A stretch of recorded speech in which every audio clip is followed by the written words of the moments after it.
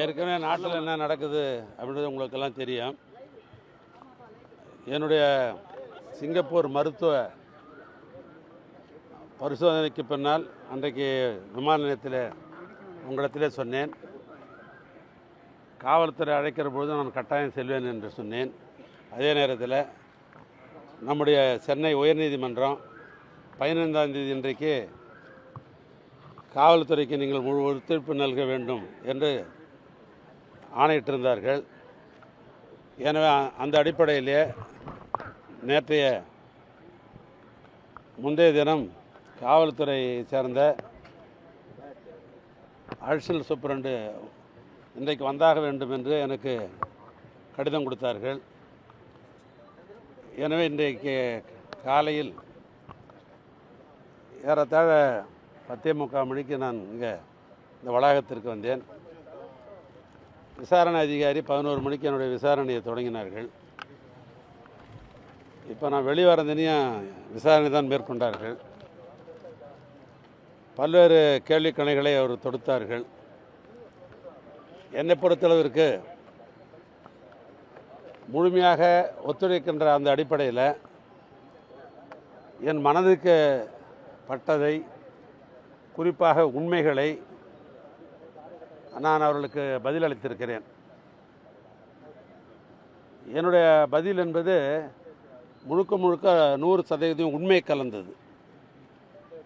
அதில் எந்த விதமான கலப்படமும் இல்லை. ஏன்னா அந்த அடிப்படையில் அந்த பணியை நான் நிறைவு செய்துட்டு வந்திருக்கிறேன்.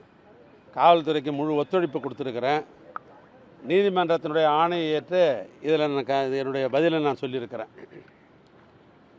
மீண்டும் அவர்கிட்ட சொல்லிட்டு வந்திருக்கிறேன், நீங்கள் எப்போ வேணாலும் இது சம்மந்தமாக என்னை அழைத்தால் நான் முழு ஒத்துழைப்பு தருவேன், மீண்டும் என்னை கூப்பிட்டா நான் வருவேன் அப்படின்னு நான் சொல்லிட்டு வந்திருக்கிறேன்.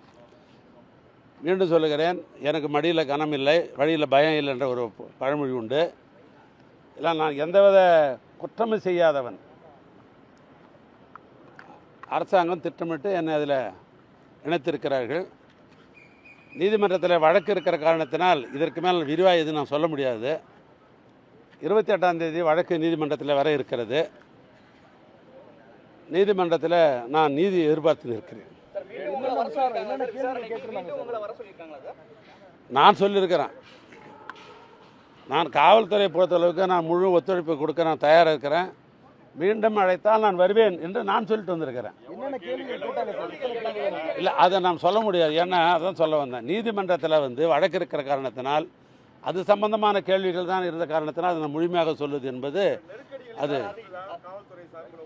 இல்லை. அது நான் எப்பொழுதும் சொல்வது உண்டு, அம்பு எய்தவன் எங்கே இருக்கிறார்கள், இவர்கள் அன்பு தான், இவங்க மேலெல்லாம் கோவிச்சுக்க கூடாது எப்பயுமே. இந்த காவல்துறை என்பது 2 மாதத்துக்கு முன்னால் இந்த காவல்துறை திராவிட மாடல் ஆட்சியில் பணி செய்த காவல்துறை தான் இந்த காவல்துறை. ஆட்சியில் இருப்பவர்கள் மாறுகிறாள், காவல்துறை எப்பவுமே நிரந்தரம். அதில் ஒன்றும் காவல்துறை மேல் நான் வருத்தப்பட வேண்டிய அவசியம் கிடையாது. ஆனால் அவங்க முறைப்படி விசாரணை செய்தார்கள். நான் முறைப்படி முடிவு சொல்லியிருக்கிறேன்.